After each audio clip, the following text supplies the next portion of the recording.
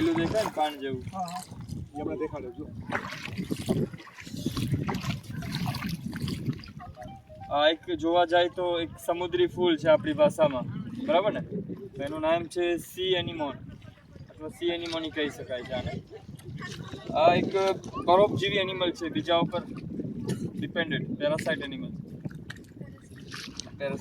આમાં શું છે કે બે પ્રોન્સ રહેતા હોય છે. ઓલી આપણે કાર્ટૂન્સમાં નેમો જોયું છે ને, નેમો ફિશ આવે છે લાલ કલરની, તમે જોતા હશો ઓલી ટ્યુબ્સ ઉપર જ ફરતી હોય છે, જોયું છે?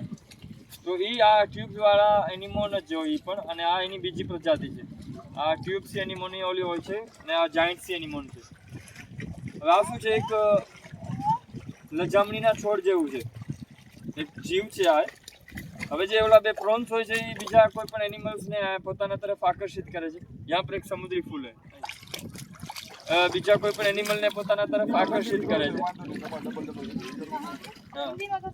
हाँ ये जो बे प्रॉन्स हो दो प्रॉन्स रहते हैं इसके अंदर, वो दूसरे जीव को आकर्षित करते हैं, खाने के लिए दावत देते हैं.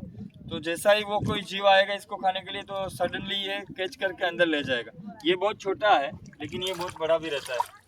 अभी हाँ ये जो ग्रीन वाला है ना, हाँ अभी सी एनिमोन, जैसे हम लोग स्पर्श करेंगे ना तो हमको कुछ मैग्नेटिक फील होगा, जैसे हमको कोई खींच रहा है, और टच करेंगे तो अंदर चला जाएगा. ठीक है, तो ये एक समुद्री फूल है. नहीं अभी नहीं, उनको आने दीजिए, वो आपका